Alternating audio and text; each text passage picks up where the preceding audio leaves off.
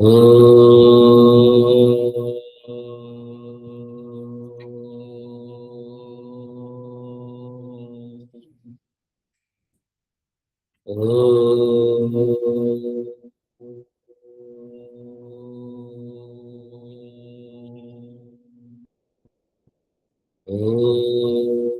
सहनावतु सहनौ भुनक्तु सह वीर्यं करवावहै तेजस्विनावधीतमस्तु मा विद्विषावहै। ॐ शान्ति शान्ति शान्तिः। सदाशिवसमारम्भाम् शङ्कराचार्यमध्यमाम् अस्मदाचार्यपर्यन्ताम् वन्दे गुरुपरम्पराम्। श्रुतिस्मृतिपुराणानाम् आलयं करुणालयं नमामि भगवत्पादं शङ्करं लोकशङ्करम्। शङ्करं शङ्कराचार्यं केशवं बादरायणं सूत्रभाष्यकृतौ वन्दे भगवन्तौ पुनः पुनः। ईश्वरो गुरुरात्मेति मूर्तिभेद विभागिने व्योमवद्व्याप्तदेहाय श्रीदक्षिणामूर्तये नमः। शांति मंत्र का साथ में पाठ करेंगे। ओम भद्रं कर्णेभिः शृणुयाम देवाः भद्रं पश्येमाक्षभिर्यजत्राः स्थिरैरङ्गैः स्तुष्टुवागुंसस्तनूभिः यशेम देवहितं यदायुः। स्वस्ति न इंद्रो वृद्धश्रवाः स्वस्ति नः पूषा विश्ववेदाः स्वस्ति नस्तार्क्ष्यो अरिष्ठनेमि स्वस्ति नो बृहस्पतिर्दधातु। ॐ शान्तिः शान्तिः शान्तिः।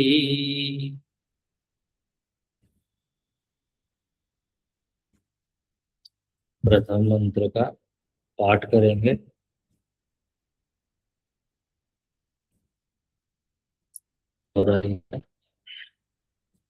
ओमित्येतदक्षरमिदं सर्वम्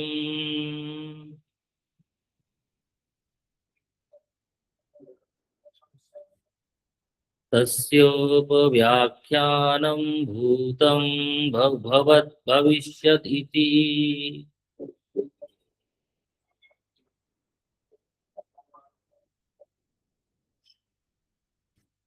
तस्यो तस्योपव्या तस्योपव्याख्यानं भूतं भवत् भविष्यत् इति।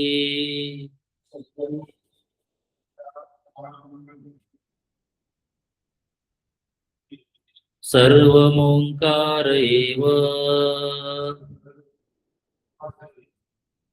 यच्चान्यत् ये छोड़ना पड़ता है, इसको हटाया है ना आप लोगों ने।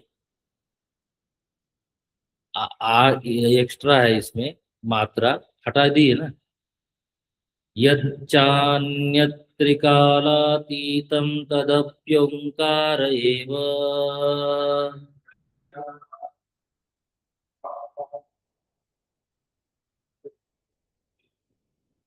अन्यत में है ना, उसको काटिए, वो नहीं है, एक्स्ट्रा है, मिस प्रिंटिंग है वो, उसके कारण हमारा भी उच्चारण गड़बड़ हो रहा था।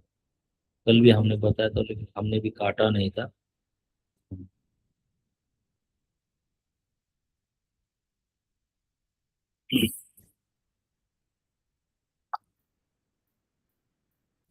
ओम इति एतद् अक्षरम् इदं सर्वं तस्योपव्याख्यानं वेदान्तार्थसारसंग्रहभूतं प्रकरणचतुष्टयम् इति एतद् अक्षरम् इत्यादि आरभ्यते। अतः एव न पृथक् संबंध अभिधेय प्रयोजनानि वक्तव्यानि। यान्येव तु वेदान्ते संबंध अभिधेय प्रयोजनानि तान्येव भवितुम् अर्हति तथापि प्रकरण व्याचिख्यासुना संक्षेपतः वक्तव्यानि। तत्र प्रयोजनवत् साधनाभिव्यंजकत्वेन अभिधेय संबद्धं शास्त्रं पारंपर्येण विशिष्ट संबंध अभिधेय प्रयोजनवत् भवति। किं पुनः तत्प्रयोजनम् इति उच्यते। रोगार्थस्यैव रोगनिवृत्तौ स्वस्थता तथा क्या हुआ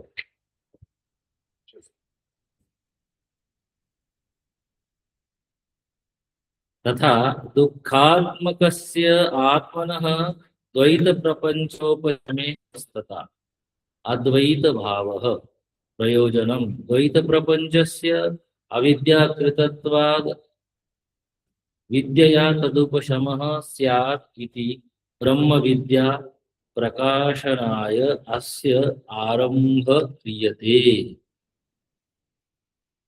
यत्र हि द्वैतम् एव भवति यत्र वा अन्यद् इव स्यात् तत्र अन्योन्यत् पश्येत अन्योन्यत् विजानीयात्।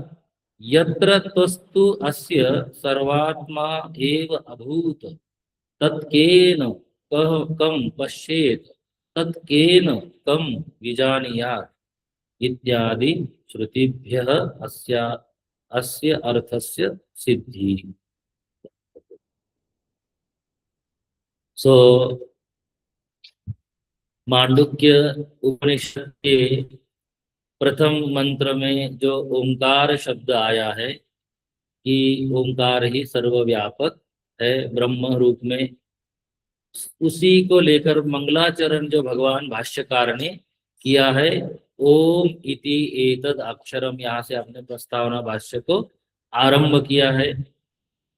बहुत लंबा भगवान का नाम नहीं ले सकते तो ओम बोल देने से भी भगवान का नाम हो जाता है। सो उसी का यहाँ पर उपाख्यान, व्याख्यान से फिर उपाख्यान किया जा रहा है।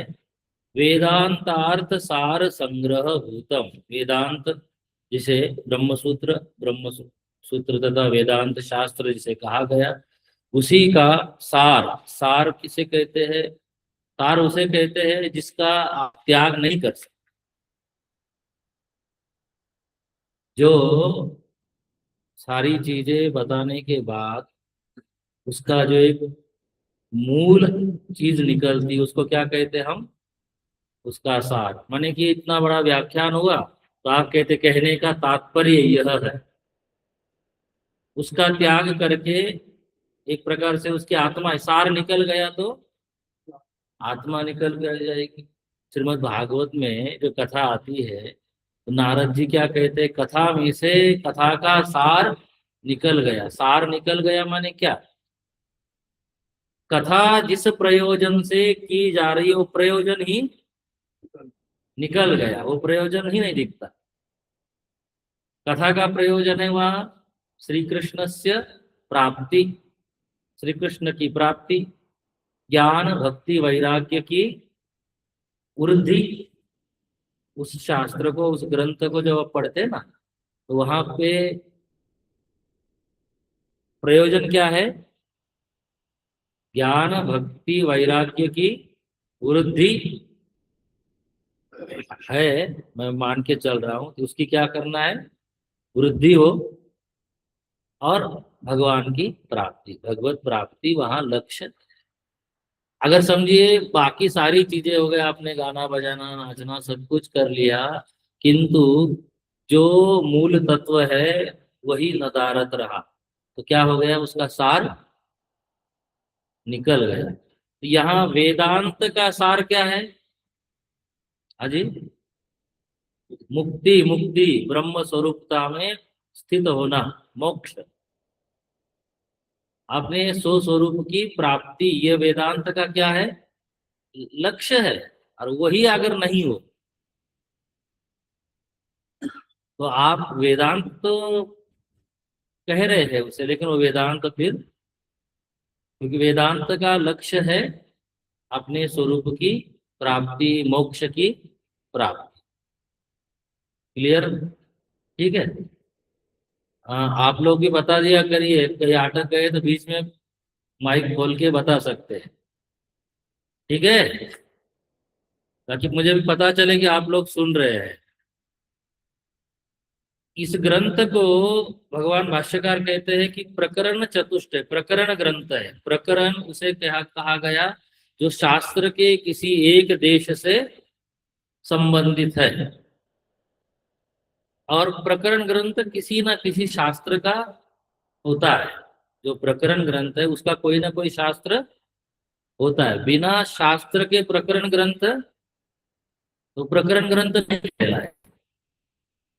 आप किसी विषय पे चर्चा कर रहे हैं तो वह विषय किसी मुख्य विषय से संदर्भित होता है। तो जिस ग्रंथ के ऊपर हम चर्चा कर रहे हैं वो ग्रंथ वेदांत शास्त्र का एक प्रकरण है। और उसी में यह 4 प्रकरण है। ठीक है। अलग अलग प्रकरण को लेकर गौड़पादाचार्य जी ने कारिकाएं लिखी है। तो हर प्रकरण का एक अपना विषय है। और इसमें सभी दर्शनों के विषय भी आते हैं। देखिए, जैसे किसी विषय को आप मना करना चाह रहे हैं तो विचार करके फिर उसको पहले आप उसको समझेंगे, उस विषय को पहले सामने रखेंगे और फिर उसका निराश करेंगे। लेकिन आपने एक मान्यता बना ली कि हम ऐसा मानते हैं और सामने वाला क्या कह रहा है हम उसकी बात ही नहीं सुनेंगे। तो आपकी मान्यता हुई है प्रमा नहीं। माने कि कोई चीज आपने मानी है, सामने वाला आपके इस मान्यता पे आक्षेप उठाया है, तो आप कह रहे हैं हम वो कोई कुछ भी बोले हम उसकी बात मानते।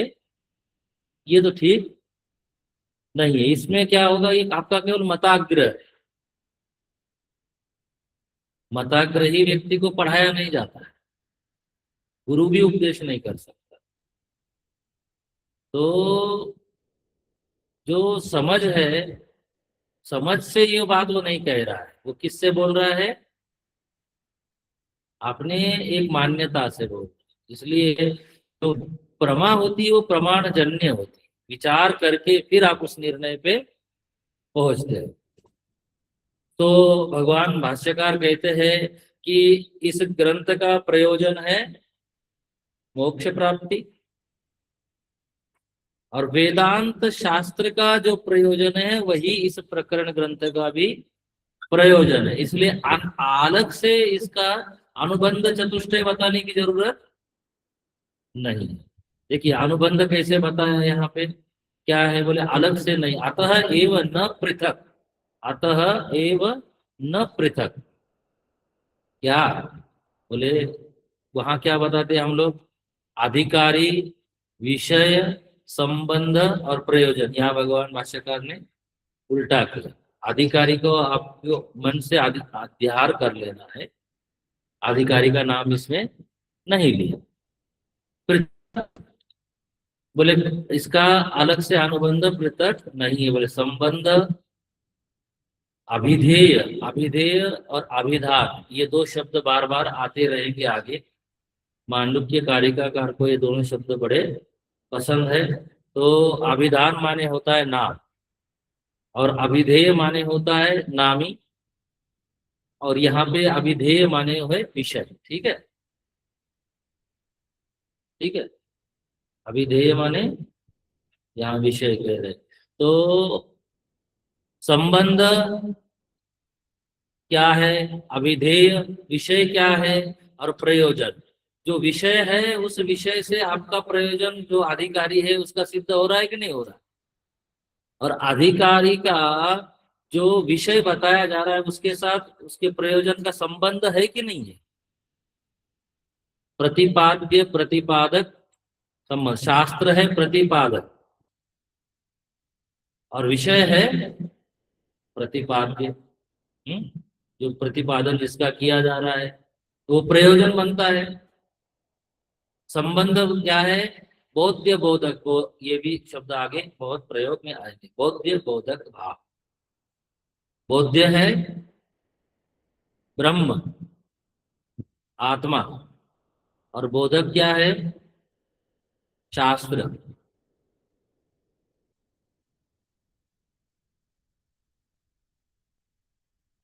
याद रह जाए तो फिर मैं आपकी मेधा को प्रणाम करूंगा, लेकिन आपको याद नहीं रहता है तो इसको क्या करना है? नोट करते जाना है, क्योंकि शब्द आएंगे भविष्य में। तो क्या कह रहे हैं? क्या क्या है? संबंध, विषय, प्रयोजन और अधिकारी। वेदांत के 7 अंग पीछे बताए थे। क्या थे वो? टीका में थे, अंडरलाइन किए थे। देख लीजिए, ये है नीचे से टीका की दूसरी पंक्ति है, या ये है पेज नंबर 5 पे। मिला? हाँ जी, नीचे से दूसरी पंक्ति।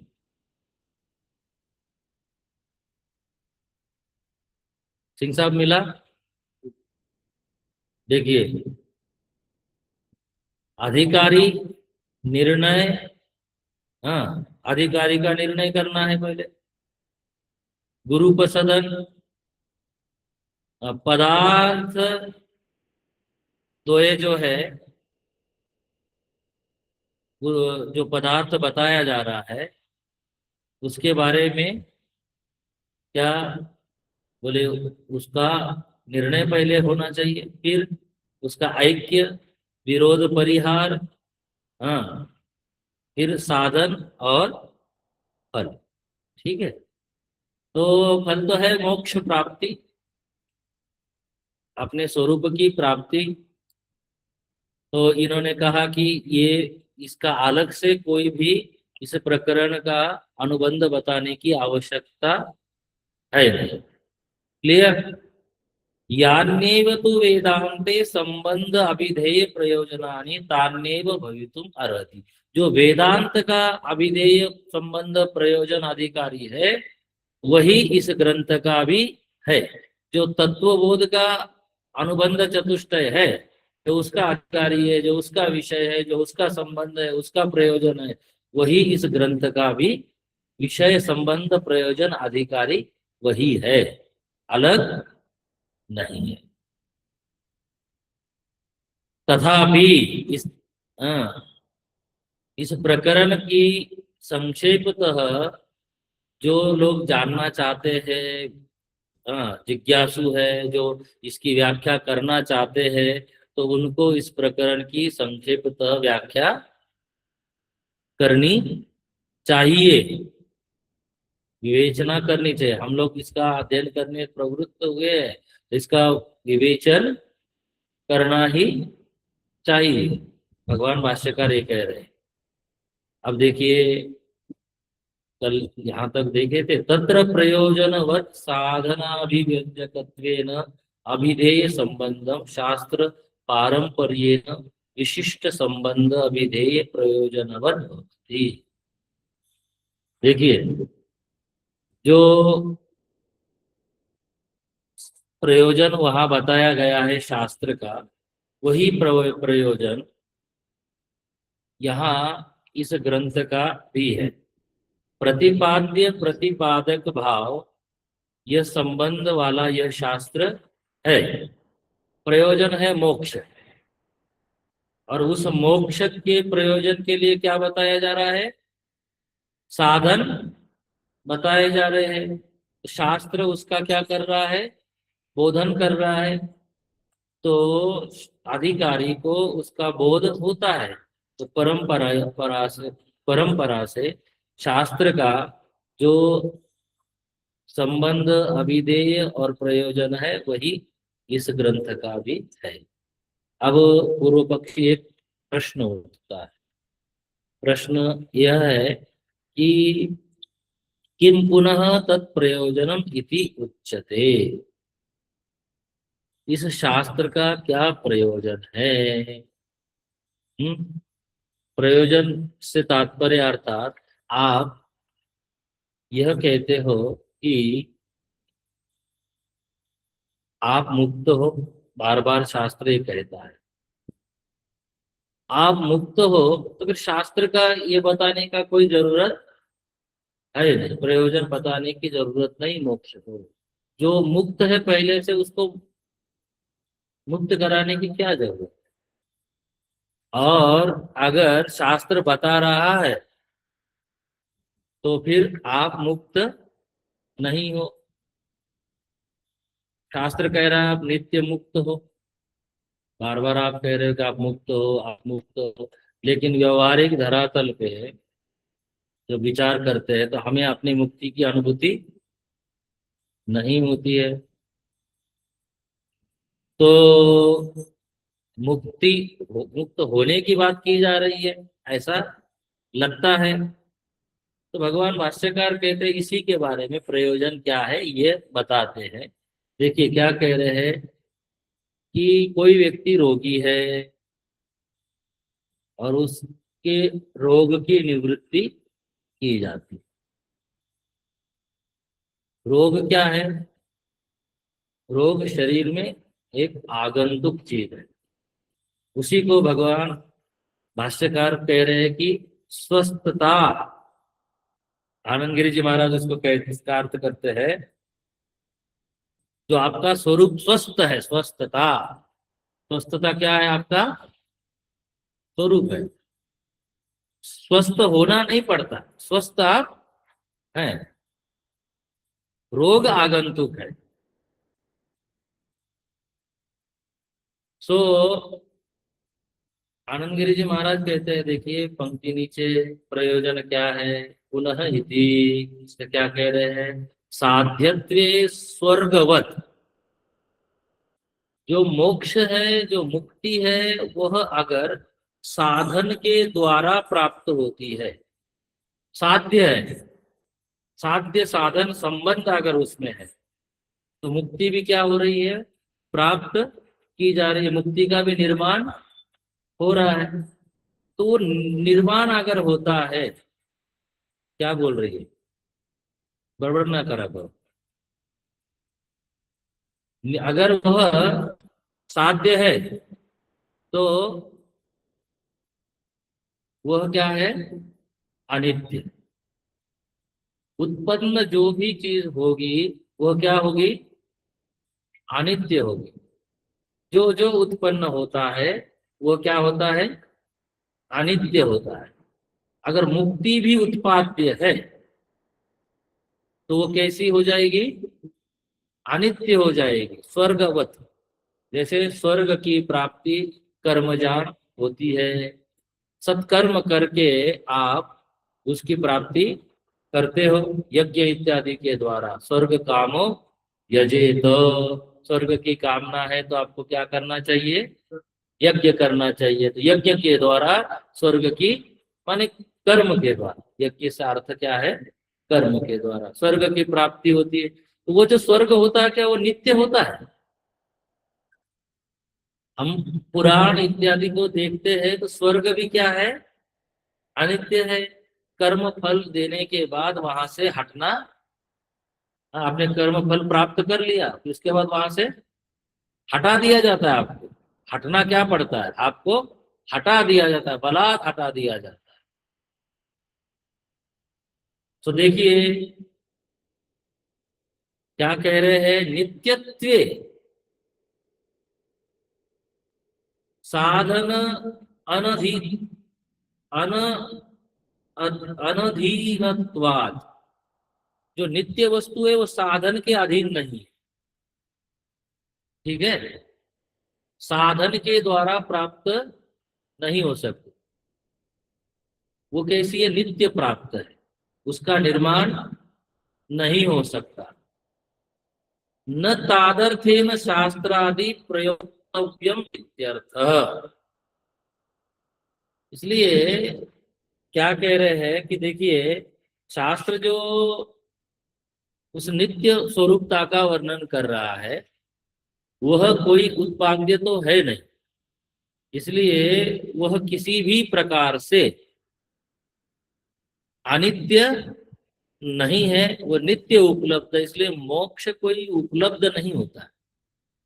यहाँ भगवान भाष्यकार ने तो रोग का उदाहरण दिया है, उसी को आनंद गिरि जी महाराज बहुत अच्छे से समझाते हैं।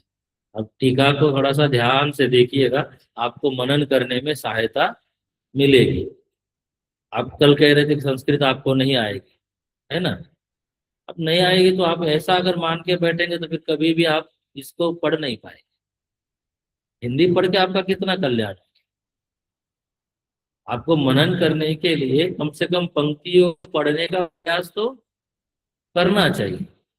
जब तक आप पंक्तियों को नहीं पढ़ेंगे तब तक उसका मनन कैसे कर पाए। हम पढ़ क्या रहे हैं यहाँ पे, भाष्य पढ़ रहे हैं ना, श्रुति पढ़ रहे हैं, वो हिंदी में तो नहीं है। तो आप हिंदी का सहायता ले लीजिए समझने के लिए और थोड़ा सा प्रयास करिए। अब इस उम्र में सीखना कठिन होता है, व्याकरण ऐसे भी लोहे के चने माना जाता है, लेकिन हम ये कह रहे कम से कम उसको पढ़ना सीखिए। हिंदी की तरह आपको पढ़ना भी आना चाहिए उसे। तो पढ़ भी लेते हैं ना तो भगवत कृपा से कुछ ना कुछ अर्थ बोधित होने लग जाता है, इसलिए हार नहीं मानना है। हार नहीं मानना, हार जाएंगे तो फिर कैसे चलेगा। तो देखिए क्या कहते हैं, स्वरूप भूत, ये जो मोक्ष क्या है आपका, स्वरूप भूत है। मोक्षस्य आत्म स्वरूपत्वात्। आज आपका मन चंचल है क्या? अजी, कोई बात नहीं, छोड़ दीजिए उसे, कोई चश्मा नहीं है आज तो, आज कोई बात नहीं। आप घर में लिख लीजिए, नोट्स तो घर में बना लीजिएगा। क्या कह रहे हैं, मोक्षस्य, मोक्षस्य आत्म स्वरूपत्वात्। मोक्ष क्या है, आपका अपना स्वरूप है। मोक्ष कोई स्थिति नहीं है, परिस्थिति नहीं है। मोक्ष क्या है, आपका स्वरूप है। न अनित्यत्वम, इसलिए वो कैसा नहीं है, अनित्य नहीं है।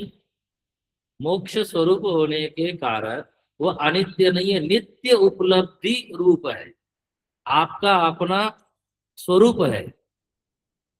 इसलिए वह साधन के अंतर्गत भी नहीं आता है, ना भी साधना अनर्थक्यम, इसलिए साधन के अंतर्गत भी वो नहीं आता है, साधन से वो प्राप्त होने वाला भी नहीं है। क्योंकि जो प्राप्त है उसको कैसे प्राप्त करेंगे, जो पहले से आपके पास उपलब्ध है उसको उस प्राप्त नहीं किया जाता। ठीक है, तो क्या कह रहे हैं, स्वरूप भूत मोक्ष प्रतिबंध निवर्तकत्वेन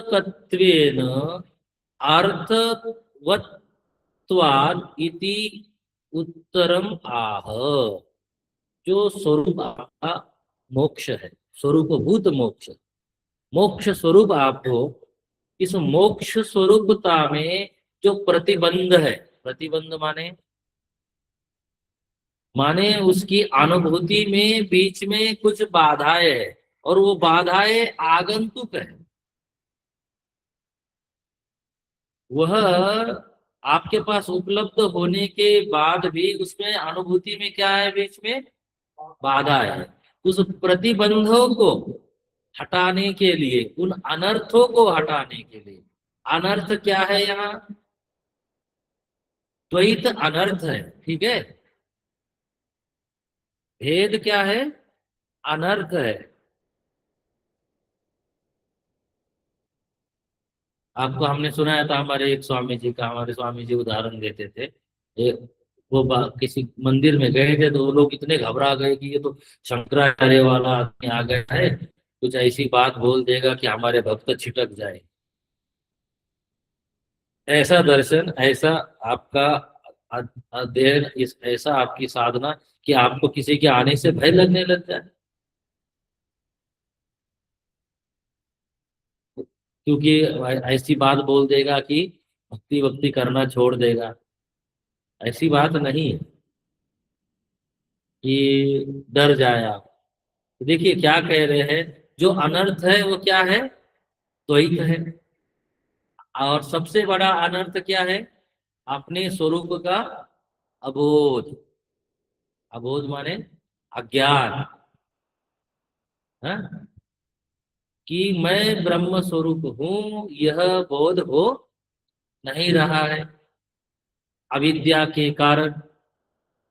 तो उसी के लिए कहते हैं, उसकी निवृत्ति के लिए ये उत्तर, ये ग्रंथ क्या होता है, आरंभ होता है। तो उच्चते, ये शब्द भगवान भाष्यकार ने जो बोला है, उच्चते का ये अर्थ है। क्या अर्थ है, अनर्थ की निवृत्ति के लिए, प्रतिबंध की निवृत्ति के लिए, आपके मोक्ष स्वरूपता की उपलब्धि अर्थात अपने मोक्ष स्वरूपता का दर्शन कराने के लिए ये बताया जा रहा है कि जो आपका नित्य स्वरूप है वो तो नित्य उपलब्ध है, वह कोई निर्माण नहीं हो सकता। अब देखिए उसी का उदाहरण दे रहे हैं। ऊपर भगवान भाष्यकार ने कहा रोगार्थ सेव, उसी को बताते हैं। यथा देवदत्तस्य, जैसे देवदत्त, हमारे संतों को देवदत्त, यज्ञदत्त सब नाम बड़े ही पसंद है। तो यहाँ देखिए देवदत्तस्य, जैसे देवदत्त जोरादि रोगे न अभिभूतस्य, जैसे देवदत्त ज्वर से अभिभूत हो गया, अन्य रोग से भी अभिभूत हो गया। ज्वर हुआ, अन्य कोई भी रोग हुआ, तो उससे वो क्या हो गया, युक्त हो गया।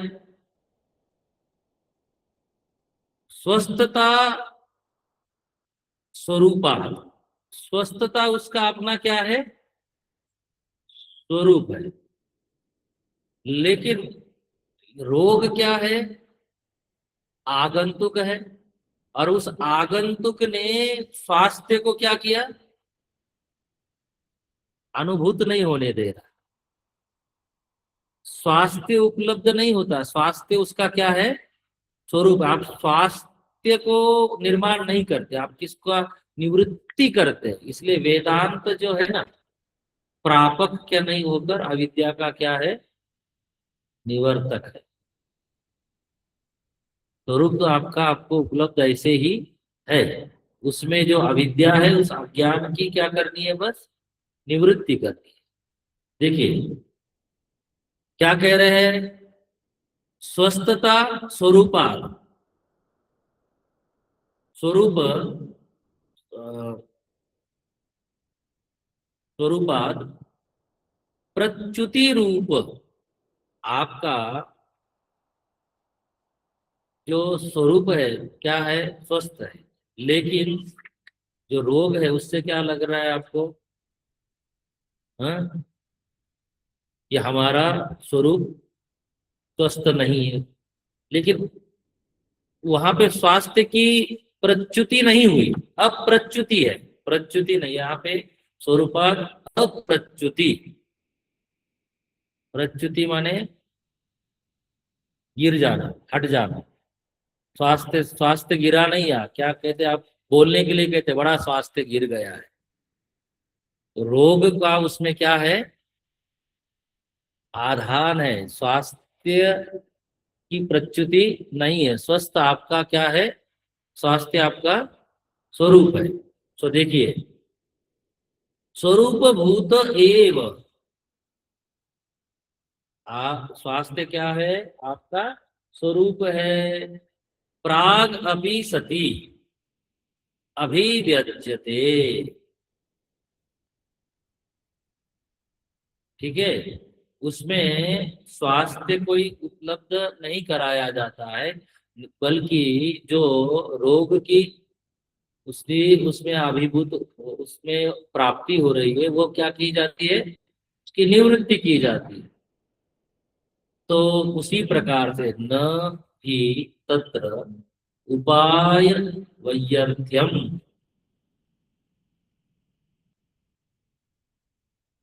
तो ये जो उपाय है वह स्वास्थ्य की प्राप्ति का लिए नहीं होकर क्या है, प्रतिबंध के ध्वंस के लिए है। प्रतिबंध क्या है? हाँ जी, प्रतिबंध है अविद्या, प्रतिबंध है द्वैत प्रपंच। ठीक है, वही अद्वैत भाव की प्राप्ति नहीं होने दे रहा है, बीच में वो बाधा बना हुआ है। तो उसकी निवृत्ति, इसलिए स्वस्थ, स्वास्थ्य क्या, स्वस्थता क्या है? ठीक है, यहाँ पे संस्कृत में तो स्वास्थ्य की जगह स्वस्थता स्वस्थता शब्द है, इसलिए थोड़ा सा हिंदी और संस्कृत का थोड़ा सा भेद हो जाता है। तो क्या कह रहे, न च अनित्य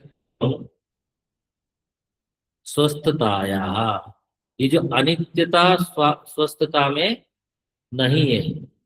स्वस्थता कैसी है? नित्य, इसलिए स्वस्थता में अनित्यत्व की आशंका नहीं करनी चाहिए। तस्य तस्याः तद असाध्यत्वात् इति उक्ते अर्थे दृष्टान्तम आह। इसलिए उसकी उस सिद्धि साधन के द्वारा नहीं होती, किसकी? स्वास्थ्य की। रोग के निवारण से रोग की निवृत्ति होती है, स्वस्थ स्वरूप आपका प्रकट होता है, पहले से ही उपलब्ध है। उसी प्रकार से उदाहरण ये क्या, रोगार्तस्यैव, भाष्य देखिए, रोगार्तस्यैव रोग निवृत्तौ स्वस्थता। रोगी के रोग की, दुख की, जैसे रोग निवृत्ति से दुख की क्या होती है? अर्थ माने दुख, उससे क्या होती है? दुख की निवृत्ति होती है। और स्वस्थता की उपलब्धि होती है, स्वस्थ आपका स्वरूप है, वह कोई साधन के द्वारा प्राप्त नहीं होता है। उसी प्रकार से तथा दुखात्मकस्य, आत्मा में जो दुख का आरोपण हो रहा है, ठीक है, अपने में सुखी दुखी होने का जो आरोपण किया जा रहा है, जो हमें लग रहा है कि मैं दुखी हूं, तो क्या बोले, दुखात्मकस्य आत्मनः द्वैत प्रपंचोपशमे स्वस्थता। जीवन में द्वैत बना हुआ है, और द्वैत के कारण क्या हो रहा है? दुख हो रहा है। और दुख हो रहा है तो द्वैत के उपशम से दुख की क्या हो रही है? निवृत्ति हो रही है। और स्वास्थ्य क्या हो रहा है? अपने आप ही स्वास्थ्य क्या है यहाँ पे? अद्वैत भाव। देखिए, अद्वैत भाव प्रयोजनम, इस द्वैत की निवृत्ति के द्वारा, दुख निवृत्ति के द्वारा आपको क्या प्राप्त हो रहा है? अद्वैत भाव, यही प्रयोजन है। देखिए आनंद गिरि जी महाराज क्या लिखते हैं, यथोदित दृष्टांतानुरोधात, दृष्टांतानुरोधात आत्मनः स्वतः समुत सम उत्थात निखिल दुःखस्य निरतिशयात् निरतिशय आनंद एकतानस्यापि स्वः अविद्या प्रसूत अहंकारादि द्वैत प्रपंच संबंधात आत्मनि दुखम आरोप्य अहम दुखी सुखमया प्राप्तव्यम इति। देखिए क्या कहते हैं कि जो दृष्टांत दिया गया है यहाँ रोग का, उसके द्वारा जो आपका स्वरूप सुख स्वरूप है, उसमें अज्ञान के कारण, अविद्या के कारण, द्वैत प्रपंच के कारण उसमें दुख का क्या हो रहा है, आरोपण हो रहा है। और दुख की जो प्राप्ति हो रही है तो वो क्या है, अपने आनंद स्वरूपता में क्या बन रहा है, वो विघ्न बन रहा है, प्रतिबंध बन रहा है, बाधा बन रहा है। तो जब आत्म स्वरूप की विद्या के द्वारा प्राप्ति हुई, क्योंकि यहाँ पे भगवान भाष्यकार क्या लिखते हैं, इसी को समझाने के लिए ऊपर से नीचे और नीचे से ऊपर चलते चलिए। देखिए क्या कह रहे, अद्वैत भाव है प्रयोजन। प्रयोजन तो क्या है, अद्वैतता की प्राप्ति। तो द्वैत प्रपंच से, ये जो द्वैत प्रपंच है ये प्रतिबंध है किसमें, अद्वैत भाव में। माने कि अद्वैत भाव बना रहे, अद्वैतता में जाने में द्वैत प्रपंच क्या है, मिथ्या है, माने कि बाधा है। और वो कैसा है द्वैत प्रपंच, अविद्याकृत है, अविद्याकृतत्वात्। इस द्वैत प्रपंच का कारण क्या है, अविद्या। इस अविद्या की निवृत्ति कैसी होगी, विद्या तदुपशम। देखिए विद्या से इसका क्या होता है, अविद्या का, और अविद्या नाश होगी तो द्वैत प्रपंच का बाद हो जाएगा। देखिए किसी आत्मज्ञानी को बोध हो गया, तो आत्मज्ञानी को बोध हो गया, हाँ तो ऐसा कोई आत्मज्ञानी है, महापुरुष है, तो उसको प्रपंच दिखना बंद हो जाता है, ऐसी बात नहीं है। हाँ, प्रपंच का व्यवहार नहीं समाप्त होता, लेकिन प्रपंच और इंद्रिया जो है वो बाधित हो जाती है। क्या हो जाती है, उसको ये बोध हो जाता है कि ये मिथ्या है। और फिर जब विदेह मुक्ति हो जाती है तब ये जो बाधित इंद्रिया है इसका भी उपशम हो जाता है, समाप्ति हो जाती है, नाश हो जाता है। लेकिन इसका ये मतलब नहीं है कि आत्मज्ञान होने के बाद संसार नहीं रहेगा। संसार उसके लिए सत्य नहीं रहेगा, जैसे अज्ञानी के लिए क्या है, सत्य है, उसके लिए नहीं रहेगा। तो विद्या से इस अविद्या का क्या होता है, उपशम हो जाता है, नाश हो जाता है। और अविद्या के नाश से क्या हो जाता है, द्वैत का नाश हो जाता है, द्वैत प्रपंच बाधित हो जाता है, दिखता है लेकिन क्या हो जाता है, बाधित हो जाता है। और अविद्या के कारण, इसी द्वैत प्रपंच के कारण प्रसूत अहंकार आदि, हाँ जो अहंकार इत्यादि हो रहा है, उससे द्वैत प्रपंच का क्या हो रहा है, आपको संबंध हो रहा है। और उसके कारण अपने ऊपर आप क्या कर रहे हैं, आत्मा पर दुख का आरोपण करते, दुखी अहम, सुखी अहम। कभी वस्तु का सानिध्य हुआ तो सुख हुआ, वियोग हुआ तो दुख हुआ, ये करते हैं। किंतु जब किसी परम कारुणिक, देखिए यहाँ पे फिर शास्त्र के श्रवण का, आचार्य और गुरु शिष्य संबंध का महत्व प्रतिपादित कर रहे हैं। हमारे आचार्य को जरा भी संशय इसमें नहीं है। ज्ञान जो प्राप्त होगा वो गुरु शिष्य परंपरा से, प्रमाण व्यापार से ही प्राप्त होगा, इसमें जरा भी संशय नहीं है। देखिए क्या कहते हैं,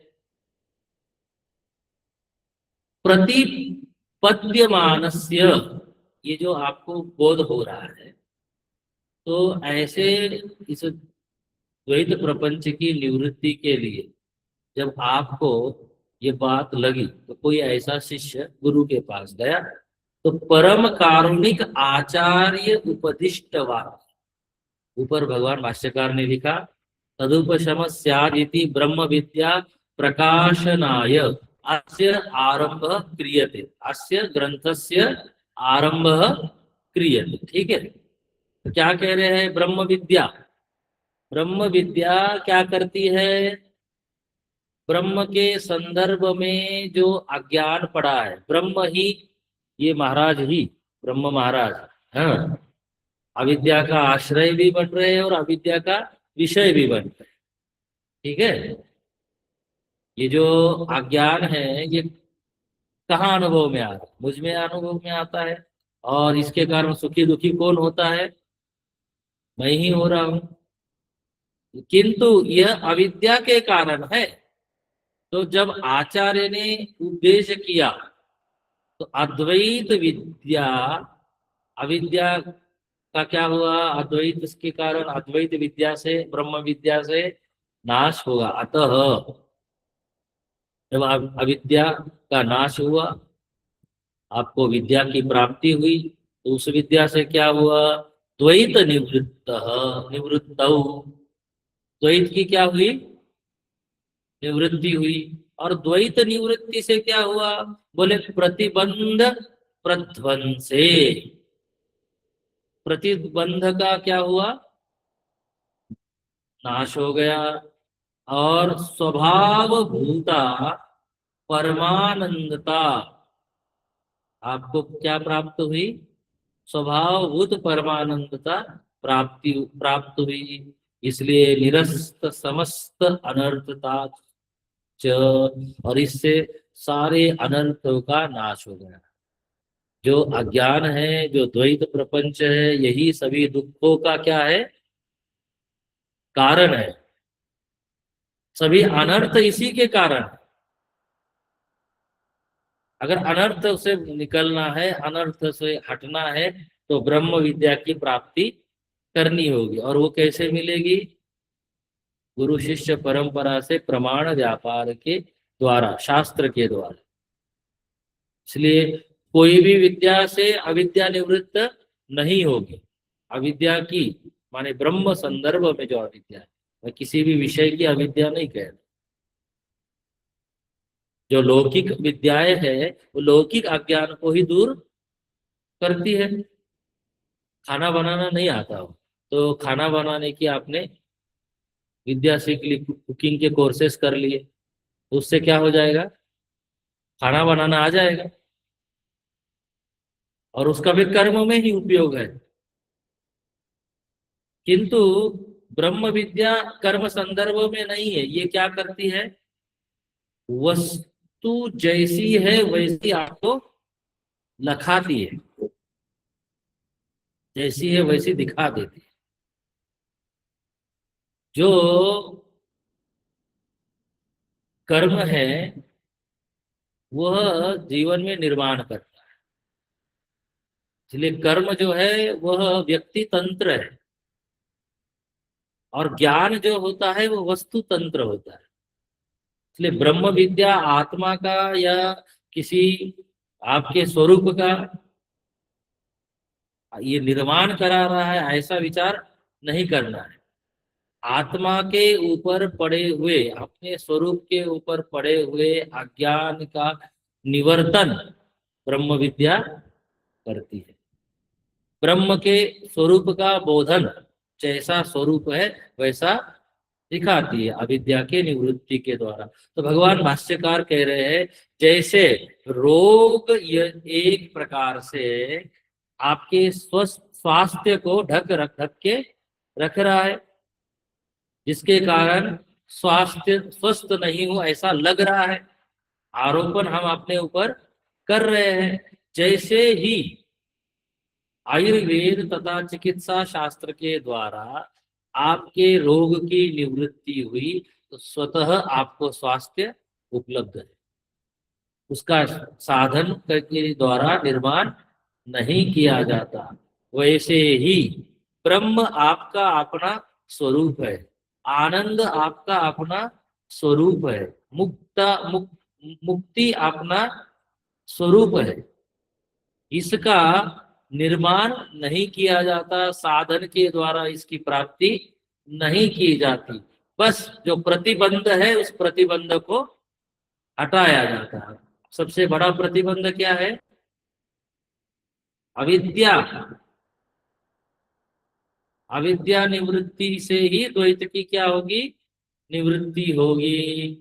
और तब होगा स्वारस्य अभिव्यक्ता भवती, अपने स्वरूप की क्या हो जाती है, अभिव्यक्ति हो जाती है। साच स्वस्थता, यही क्या है आपकी स्वस्थता है। क्या है वो, परिपूर्ण वस्तु। वस्तु कैसी है, परिपूर्ण। और स्वभावतः फिर वह कहीं अलग नहीं जाती, न अतिरिच्यते, उससे फिर परे कुछ नहीं है, वह स्वयं है। अपने स्वरूप से फिर वो कहीं और नहीं जाता, उससे परे अन्य कुछ भी नहीं है। जब तक देखिए हम कुछ प्रयास करते, जो प्रयास से प्राप्त चीज होती है वह नष्ट होती है। लेकिन किसी का ऐसा स्वभाव है, ऐसा कोई स्वरूप में स्थित महात्मा है, महापुरुष है, वह देखता है कि संसार की कोई भी चीज मेरे इस सुख की उपलब्धि नहीं करा सकती। किसी भी उपलब्धि के द्वारा ये उपलब्धि के साथ इसकी तुलना नहीं की जा सकती। क्योंकि संसार की कोई भी उपलब्धि होगी तो वह उपलब्धि निर्माण की जा रही है, कर्म के द्वारा ही प्राप्त की जा रही है, उसमें बदलाव होता है। नहीं करने से उसमें क्षरण होता है। आपने यश प्राप्त कर लिया संसार में, उस यश को बनाए रखने के लिए आपको कर्म करना पड़ता है, दान देना पड़ता है, सेवा करनी पड़ती है ना, उस यश को बनाए रखने के लिए।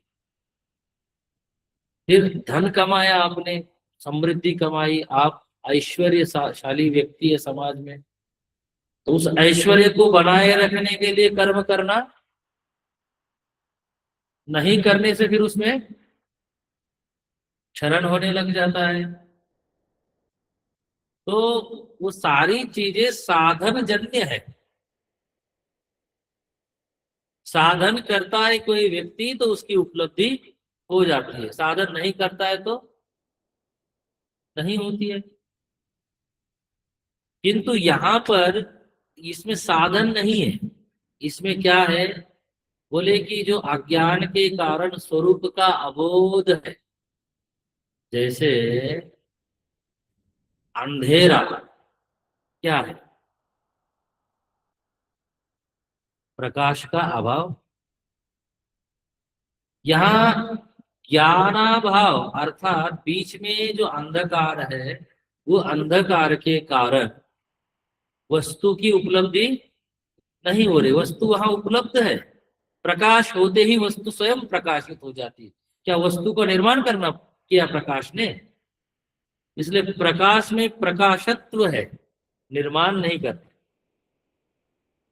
ठीक है, वैसे ही प्रमाण के द्वारा वस्तु का केवल ज्ञापन होता है और कर्म के द्वारा वस्तु का निर्माण होता है। इसलिए भेद ये देखिएगा, क्या कहते हैं, साच स्वस्थता परिपूर्ण वस्तु स्वभावान अतिरिच्यते तद इदम शास्त्रीयम प्रयोजन। यही क्या है शास्त्रीय, इस शास्त्र का प्रयोजन है। और जो शास्त्र का प्रयोजन है वही इस ग्रंथ का भी प्रयोजन है। अगर समझिए शास्त्र का प्रयोजन इस ग्रंथ का प्रयोजन ना हो, प्रकरण ग्रंथ का प्रयोजन ना हो, तो फिर ये प्रकरण नहीं कहला सकता। मैं शुरू में इसका निवेदन किया।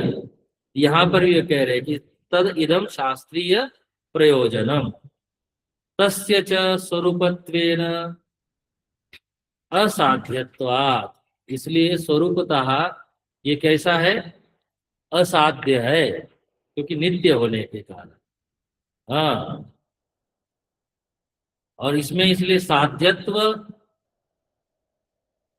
हाँ, तथा इसमें अनित्यत्व का शंका न शंकितव्यम, न जो आ रहा है ना इस बीच में, वो न यहाँ लगा, न शंकितव्यम, इसकी शंका नहीं करनी चाहिए। किसमें? आपके अपने स्वरूप में, मुक्ति में। मुक्ति आपका क्या है? स्वरूप है। तो देखिए क्या कहते हैं, द्वैत का जो अहंकार है, हाँ, वस्तु के बीच में जो द्वैत उत्पन्न हो रहा है, उस द्वैत के कारण वस्तु की अद्वैत रूप से उपलब्धि नहीं हो रही है। ये सब का सब क्या है? अविद्या का ही परिणाम है। विद्या से इसकी इसकी क्या हो जाती है? निवृत्ति हो जाती है। इसलिए निवृत्ते अलम, इसकी निवृत्ति के लिए अंतिम पंक्ति है, तद निवृत्ते है अलम। कहाँ है शर्मा जी? उसी पेज पे रहिए, काहे आगे जा रहे हैं? उसी पे रहा करिए, क्योंकि फिर बाद में आप देखिए इसको। तद निवृत्ते है अलम, इसकी निवृत्ति के लिए विद्या क्या है? पर्याप्त है। विद्यार्थेन प्रकरण आरंभेण इति तत्राह। इसीलिए इस प्रकरण का आरंभ किया जा रहा है। यह ग्रंथ उस अविद्या की निवृत्ति के लिए क्या है? पर्याप्त है। आत्मा आत्मा विद्याकृतस्य अविद्याकृतस्य द्वैतस्य आत्म आत्मा यत्र ही द्वैतम इव भवति। तो क्या कह रहे हैं? विद्या कारण निवृत्तिया निवृत्ते है आत्मविद्या अभिव्यक्तये शास्त्रारंभो युज्यते। देखिए, ये जो आत्मविद्या है, आत्मा के संदर्भों में जो अविद्या है, उसके कारण जो द्वैत प्रपंच दिख रहा है, उसकी विद्या के द्वारा कारण सहित निवृत्ति करने के लिए ही, हाँ, निवृत्तिया निवृत्ते है आत्मविद्या अभिव्यक्ति। इसीलिए आत्मविद्या का क्या है, यहाँ निरूपण किया जा रहा है, बताया जा रहा है, आत्मविद्या ही उसकी निवृत्ति कराती है। इसीलिए शास्त्र आरंभ युज्यते, शास्त्र का आरंभ यहाँ किया जा रहा है। यह बताया जा रहा है कि शास्त्र आरंभ कर रहे हैं। क्रियते, जो भगवान भाष्यकार ने शब्द प्रयोग किया है। अब इसके ऊपर कुछ श्रुतियां भगवान भाष्यकार देते हैं, वह हम लोग कल देखते हैं। आज यही रोकते हैं। ओम पूर्णमदः पूर्णमिदं पूर्णात् पूर्णमुदच्यते पूर्णस्य पूर्णमादाय पूर्णमेवावशिष्यते। ओम शांति शांति शांति। हरि ओम श्री गुरुभ्यो नमः। हरि ओम।